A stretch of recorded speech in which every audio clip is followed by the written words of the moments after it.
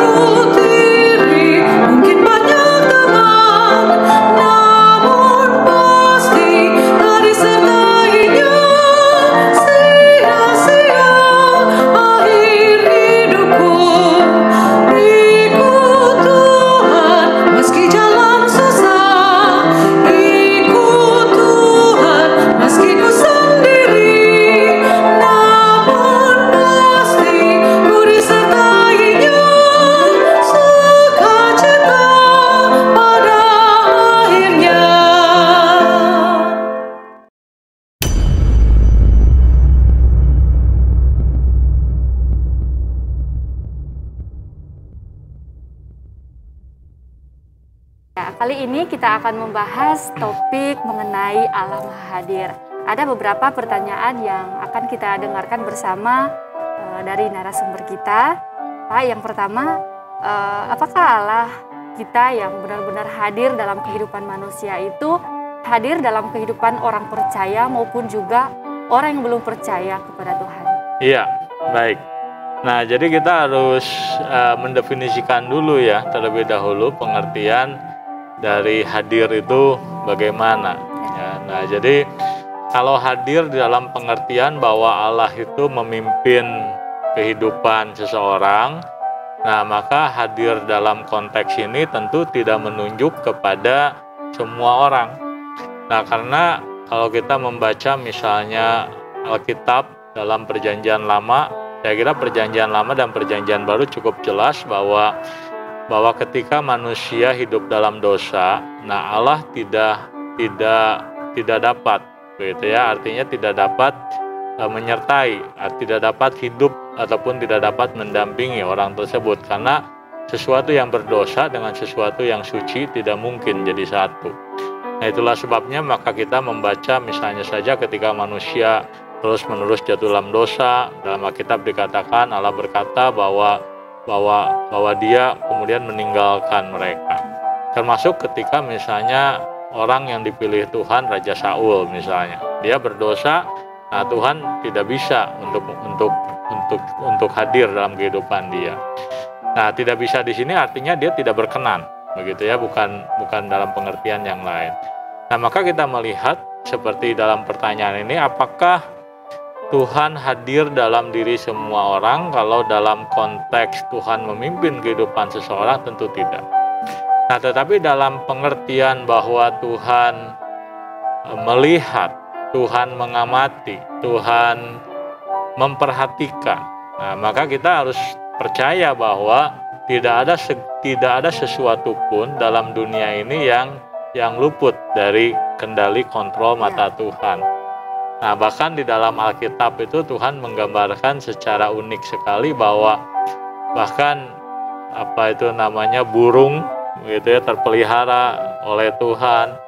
Ya, rambut juga nggak jatuh begitu ya tanpa seizin Tuhan. Nah, itu menunjukkan bahwa Tuhan itu matanya melihat segala sesuatu.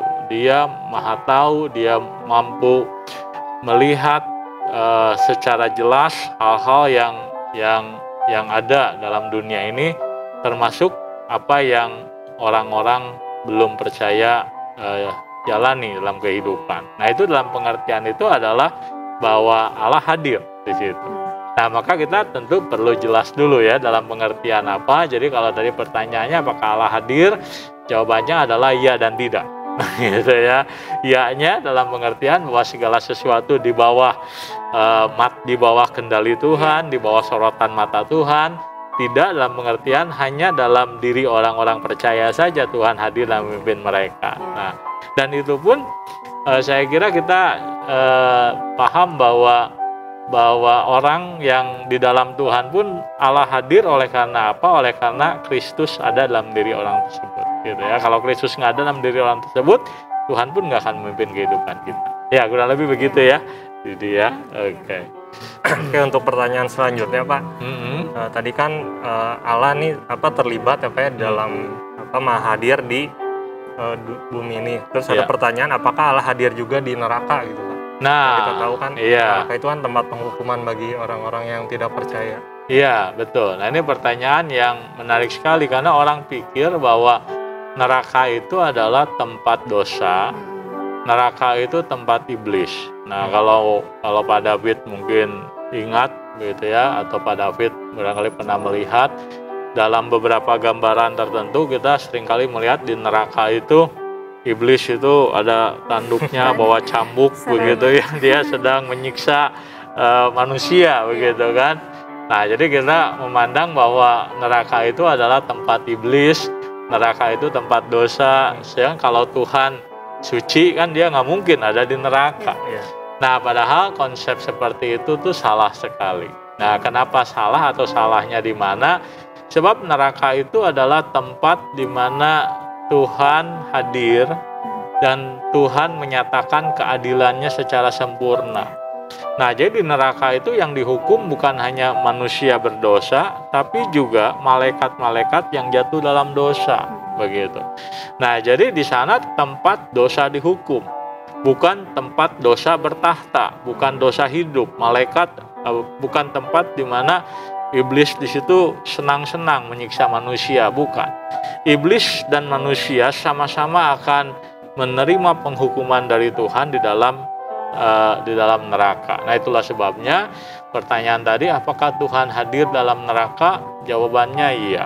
Tuhan hadir dalam neraka, tapi dia hadir dalam neraka berbeda dari ketika dia hadir dalam sorga. Nah, kalau di sorga, ketika Tuhan hadir, dia hadir sebagai Bapa yang baik, Bapa yang penuh kasih, sebagai Allah yang menaruh rahmat. Tapi ketika di neraka, Allah hadir sebagai hakim yang adil. Allah hadir sebagai penegak hukum, begitu ya, atas keberdosaan manusia. Tapi yang jelas bahwa neraka adalah tempat yang paling adil di dunia, tempat di mana keadilan Tuhan paling ditegakkan. Begitu ya Pak David ya.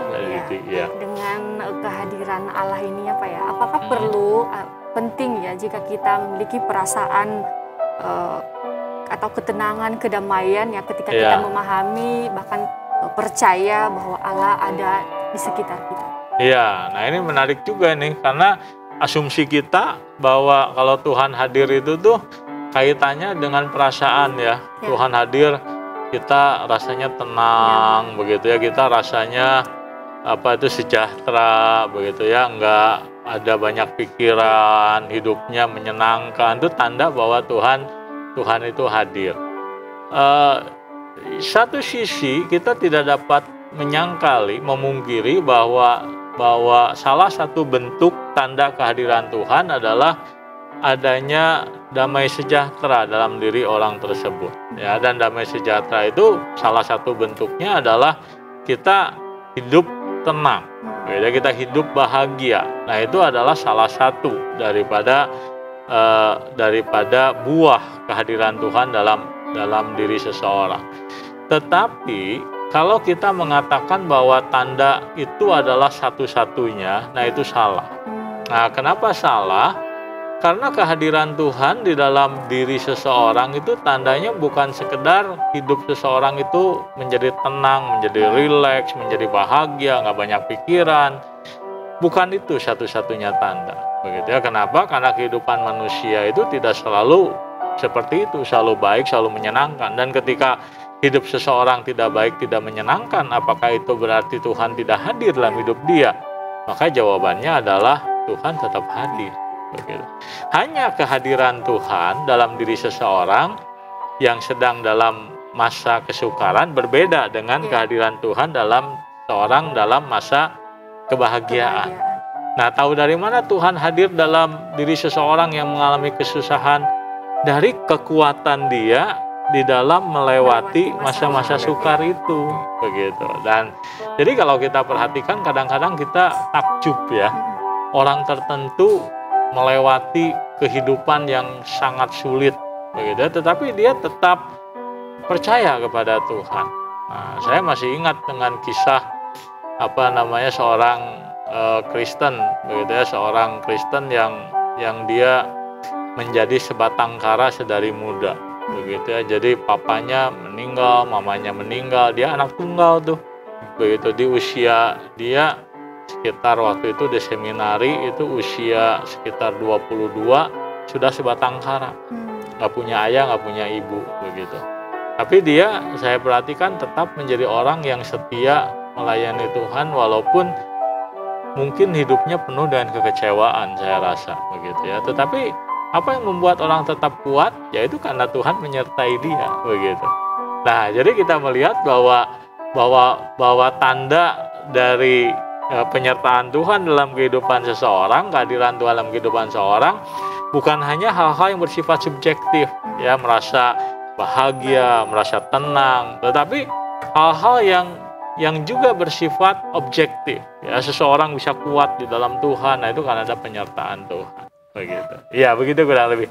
Ya, Pak David dengan Didi. Oke, ini pertanyaan selanjutnya, Pak. Kan ada pandangan ya yang bilang kalau kita dekat dengan Allah, maka Allah juga akan dekat dengan kita.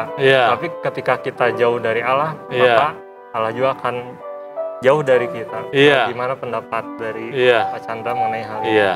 Nah, itu lagunya Bimbo gitu ya, kalau tidak salah ya, gitu. Nah, tapi itu memang merefleksikan pandangan banyak orang bahwa kehadiran Allah dalam kehidupan manusia itu bersifat kondisional, ya. Kalau kita dekat sama Tuhan, Tuhan mendekat kepada kita. Kalau kita menjauh dari Tuhan, Tuhan menjauh dari kita. Satu sisi itu betul terjadi. Karena di dalam perjanjian lama kita menemukan bahwa orang-orang yang hidup berkenan kepada Tuhan, Tuhan berkenan memimpin dia. Tapi orang-orang yang hidupnya jahat dari Tuhan, Tuhan meninggalkan dia. Nah, tetapi di dalam karya Tuhan ada sesuatu yang berubah. Nah, apa itu yang berubah? Bahwa orang yang ada di dalam Kristus, dia tidak akan pernah ditinggalkan Tuhan. Nah, kepada orang-orang yang ada di dalam Kristus, Allah itu adalah Allah yang Immanuel. Ya, Immanuel bukan nama seseorang dari Indonesia Timur ya. Karena banyak orang Indonesia Timur namanya Immanuel ya. Bukan. Immanuel ini adalah sebuah pokok ajaran Alkitab yang mengatakan bahwa Allah akan menyertai, begitu ya. Artinya sampai kapanpun dia tidak akan meninggalkan. Begitu ya. Bahkan kalau kita membaca kitab Wahyu, ya, dalam kitab Wahyu itu Tuhan memperkenalkan dirinya sebagai apa? Aku yang sekarang ada, begitu ya, yang tetap ada, selamanya tetap ada. Nah, itu berbicara mengenai janji Tuhan kepada orang-orang percaya yang dia akan tetap hadir di sana. Nah, tapi itu kita alami bukan karena kita menjadi orang yang sudah pantas untuk Tuhan tuh hadir dalam kehidupan kita, tetapi karena kita ada dalam Kristus, gitu ya. Nah, kehadiran Kristus dalam diri kita lah yang membuat Allah itu tidak akan pernah meninggalkan kita, walaupun kita bisa jatuh dalam dosa, walaupun kita berlaku tidak setia. Karena kata Alkitab, ketika kita tidak setia, Allah tetap setia kepada kita yang di dalam Tuhan. Nah, itu karena sekali lagi Kristus hadir dalam diri kita. Nah, maka kita orang-orang yang sudah ada di dalam Tuhan ini sebenarnya berbahagia sekali, begitu ya. Karena di dalam dunia ini tidak ada yang selamanya akan menyertai kita, nggak ada. Ya, orang tua kita ya satu kali akan meninggalkan kita, begitu ya. Bahkan pasangan hidup kita pun satu kali akan meninggalkan kita. Bukan dalam pengertian meninggalkan kita bahwa dia pergi dengan pasangan yang lain, tapi satu kali kita atau pasangan kita akan meninggalkan dunia ini. Hanya Tuhan yang tidak akan meninggalkan kita. Maka ini adalah sebuah penghiburan sebenarnya bagi kita ya, bahwa ada sosok yang sampai kapanpun selama-lamanya beserta dengan kita. Ya, begitu kurang lebih Pak David. Terakhir ya Pak ini ya. tadi Bapak jelaskan bahwa ketika kita melakukan dosa pun dalam perjanjian lama kadang Allah tidak menyertai kita. Dan gimana konsep kehadiran Allah ketika kita sedang melakukan dosa? Nah, ya itu pertanyaan yang baik sekali ya. Apakah waktu kita berdosa Allah juga hadir di sana? Nah, jadi kalau kita membaca dalam surat Ibrani, di sana dikatakan bahwa kehidupan orang-orang Kristen itu kayak gelanggang, ya gelanggang. Karena di zaman kuno itu ada gelanggang olahraga ya. Jadi orang waktu melakukan olahraga atletik, nah seluruh mata itu memandang. Jadi orang bisa melihat apa yang dilakukan oleh seorang atlet. Nah, dengan kata lain bahwa di dalam Alkitab digambarkan kehidupan orang-orang Kristen ini sebenarnya sewaktu ada di dalam dunia ini itu banyak penontonnya, gitu ya. Nah, penontonnya siapa? Nah, digambarkan penontonnya itu adalah Tuhan dan juga semua orang kudus. Nah, artinya orang kudus di sini bukan orang dari Jawa Tengah ya, yang dari kota Kudus, tapi orang kudus ini menunjuk kepada orang-orang percaya yang telah meninggal dunia. Nah, jadi kehidupan kita seringkali melihat apa yang kita lakukan nggak ada yang menyaksikan. Ya, bahkan ketika kita sendirian, kita barangkali menganggap bahwa tidak ada orang yang melihat kita. Tapi sesungguhnya dimanapun kita berada, mata Tuhan dan mata orang-orang kudus itu menyaksikan kehidupan kita, sebenarnya melihat kehidupan kita, termasuk saat kita jatuh dalam dosa. Nah, jadi waktu kita berkata bahwa apakah waktu pertanyaan tadi kita coba pikirkan, apakah waktu manusia jatuh dalam dosa Allah hadir di sana? Nah, tentu kita mengatakan bahwa Allah itu maha hadir. Artinya maha hadir di sini adalah Allah melihat. Allah mengetahui, mata Allah itu tertuju, begitu ya, ketika kita jatuh dalam dosa. Sama seperti misalnya ketika seorang anak, misalnya dia di sebuah ruang tertutup, misalnya dia katakanlah mengambil kue yang katakanlah disimpan di lemari. Nah, anaknya waktu ngambil kue itu merasa nggak ada yang lihat, tapi sebenarnya ada CCTV, gitu ya. Orang tuanya melihat, tahu betul apa yang dilakukan oleh anak tersebut. Nah, dalam pengertian ini bisa dikatakan bahwa Allah hadir, Allah melihat. Tetapi kalau yang dimaksudkan dengan Allah hadir di situ adalah Allah terlibat, begitu ya. Allah misalnya ikut ambil bagian di dalam keberdosaan manusia. Nah, itu tidak dalam pengertian di situ. Nah, jadi justru orang berbuat dosa ataupun melawan Tuhan oleh karena apa? Oleh karena dia seringkali mengabaikan, gitu ya, kehadiran Allah, atau mengabaikan bahwa Allah sebenarnya sedang melihat dia. Nah, dia melupakan itu, sehingga kita mudah sekali jatuh dalam dosa. Nah, konsep ini sebenarnya penting sekali untuk membuat kita belajar untuk tidak gampang jatuh dalam dosa. Jadi, kalau kita sadar ada yang melihat kita, ada Tuhan yang mengawasi kita, ada Tuhan yang melihat secara detail apa yang kita lakukan, saya kira kita akan belajar untuk tidak gampang jatuh dalam dosa. Iya, kurang lebih begitu ya. Ya, Didi dan Pak David ya. Puji Allah, puji Allah, puji Allah Tritunggal.